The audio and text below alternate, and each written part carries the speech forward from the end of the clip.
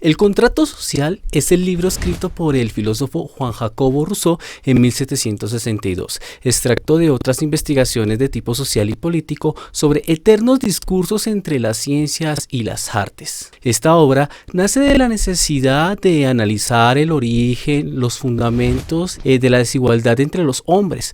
En ella se establecieron fuertes parámetros que categorizaron en los alcances de maldad del mismo, así como su corrupción natural. Rousseau plantea que el alejamiento del hombre de su estado natural, un hombre en bondad y armonía, hacia una perversión del corazón, ha establecido las características de los comportamientos genéricos que han venido siendo parte de la cultura. Se busca entonces el camino correcto que con ciertas herramientas le ayudarán a encontrar la libertad verdadera. Estas herramientas se componen básicamente de la transformación del pensamiento individual al social, donde se establezca una forma de entendimiento mutuo que defienda y proteja con toda la fuerza común ideas de derecho y donde no se obedezca más que a sí mismo, llevando a las ciudadanías a la libertad. Esta obra queda claro que existen diferentes voluntades, las generales y las de todos, pero que simplemente estas no pueden coexistir por el hecho de tomar caminos divergentes que alteran un estado natural de consenso. Entonces, es la voluntad general la única y legítima autoridad del Estado. Para entender la manera en que se debe redactar un nuevo contrato social en Colombia, es imperante reconocer el modelo económico, político y social que ha desencadenado una lucha de clases que comienza desde la liberación del yugo español hasta nuestros días. Señores educandos, pónganse cómodos. El día de hoy, un nuevo contrato social para Colombia.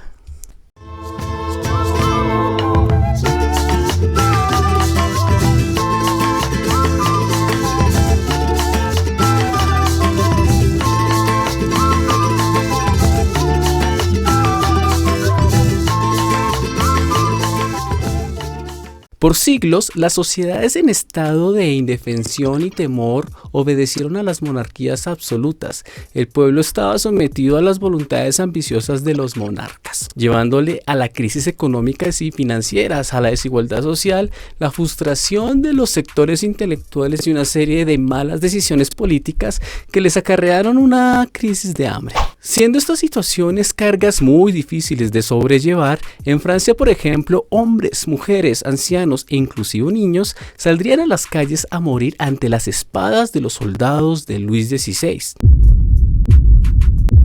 Para lograr un cambio social que efectivamente dio fruto, pues el sistema feudal cayó, se declararon nuevos derechos individuales y se suprimió la burguesía absoluta. Y aunque también hubo aspectos que al ojo público no fueron tan favorables como la expansión de la guerra en Europa y el contradictorio paso de la monarquía absoluta a una monarquía imperial con Napoleón, estos levantamientos inspirarían al mundo entero y dejarían un mensaje claro de libertad. La Revolución Francesa en particular sería el ejemplo a seguir en muchas naciones y sería tomada como referente para justificar levantamientos en tiempos de injusticia. Un ejemplo de ello fueron las independencias y otras revoluciones como la bolchevique, mexicana o industrial.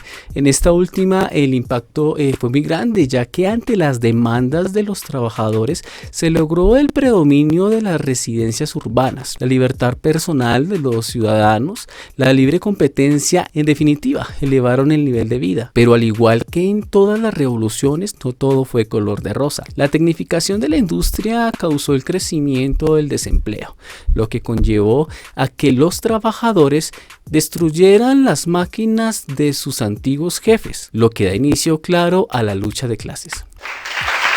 Esta lucha que en nuestro país se intensifica día a día por el crecimiento de la desigualdad social, no solo tiene su origen en lo anteriormente dicho, sino en otras estrategias modernas que han contribuido a su agudización y que se encuentran propiamente en el sistema económico actual, en menor o mayor proporción, como lo es, por ejemplo, el neoliberalismo, sistema económico basado en tratar de reducir el aparato estatal, de privatizar las empresas sociales del Estado y de establecer la apertura económica en todos los frentes. Intervencionismo, política de los estados que consiste en la intervención activa de los asuntos internacionales, confía a la acción del Estado en dirigir y suplir en la vida del país país la iniciativa privada. El sistema capitalista, desde un punto de vista no tan salvaje, en definitiva puede favorecer la calidad de vida de los habitantes, siempre y cuando existan las mismas condiciones para todos en el ejercicio del emprendimiento económico. Pero a la vez sería algo contradictorio porque tener las mismas condiciones no son características propias de este sistema. Entonces, se hace necesario para que funcione tener bases que desde el socialismo puedan garantizar estas condiciones. Estamos hablando de aunar principios fundamentales de los dos sistemas. Sí, tal como lo hicieron en países como Alemania, Holanda, Suiza, Suecia, entre otros, y que los han catapultado aún más como las principales economías mundiales. Alemania tuvo que vivir con un intervencionismo extremo durante décadas.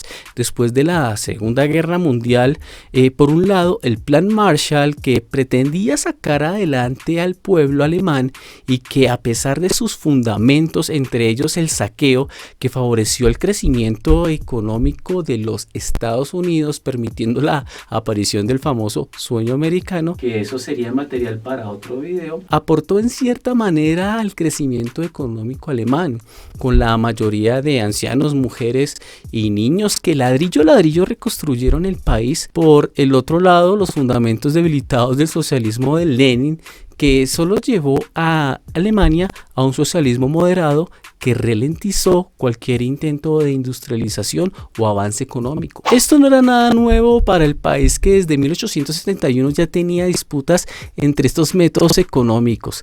Gracias a todo esto, hoy día Alemania ha generado una visión totalmente madura del establecimiento de los sistemas políticos. Los alemanes se dieron cuenta que necesitaban un sistema basado en la cooperación y el consenso más que en la competencia, y abarcar al conjunto del entramado socioeconómico, desde el sistema financiero al industrial o el Estado. Sus bancos, por ejemplo, existen públicos y privados, se encargan que los créditos alcancen para todos, con reglas de juego muy claras y justas, como tratar de proteger al máximo los activos de los ciudadanos y evitar las pérdidas en la devaluación. Su educación. El sistema de educación alemán es totalmente gratuito. Se financia con los impuestos de los contribuyentes desde las edades primarias hasta la universidad. La educación no está organizada de manera centralizada, lo que permite una variedad de asignaturas y a su vez la calidad. El transporte, aparte de ser supremamente eficiente, es público. Cuenta con metro, trenes de cercanías, extensas vías perfectamente señaladas para bicicletas y una red de autobuses. Bueno, a estas alturas algunos de ustedes estarán pensando que estas son pretensiones ambiciosas para un país en desarrollo y que no se puede pensar de la misma manera, ya que no compartimos el mismo pasado de Alemania. Pues déjenme decirle que no. Recordemos que la mayoría de países europeos no cuentan con los recursos naturales de Colombia. No son países tropicales húmedos y sus reservas de agua son contadas. Lo que sucede es que en estos países los servidores públicos les sirven realmente al público y los dineros del recaudo son utilizados para lo que se necesita. En alguna ocasión, un reconocido urbanista bogotano quiso hacer de Colombia un paraíso europeo, haciendo puentes, parques, edificios, pavimentando calles, etcétera, sin contar que primero se tenían que abordar problemáticas de fondo con mucha más prioridad, como la vivienda, la salud o la educación, aspectos que los europeos priorizaron antes que la misma urbanización. Aunque en Europa hoy en día aún existen algunas monarquías, es indudable que estos pueblos no le tuvieron miedo al cambio, optando por nuevos modelos de pensamiento social. En conclusión, para redactar un nuevo contrato social en Colombia es primordial el pensamiento unificado de los sectores. Estos pensamientos deben estar alineados con las bases constitucionales dentro del marco de la democracia, la independencia real de las ramas del poder público y, como en la Revolución Mexicana, que tuvo un cambio de las estructuras políticas y sociales dando fin a la época del porfiriato, se debe terminar con la clase política que gobierna hace 200 años el país para darle paso a otros pensamientos, otras creaciones políticas adaptadas al nuevo mundo, dejando atrás el tradicionalismo y estrenar por fin la Constitución del 91, la instauración de un régimen, sí, un régimen pero democrático, donde haya reformas agrarias que por fin catapulten el potencial del campo colombiano, reformas a la salud, pero que la transporten a los años 40 y 50, donde se destacaba por ser una de las mejores de América. Más cupos universitarios gratuitos y una educación de calidad con la coherencia de los recaudos estatales con sus gastos, y que por fin los servidores públicos les sirvan al público. Bueno, si te gustó este video, no olvides darle like y suscribirte. Esto es Educando, señores.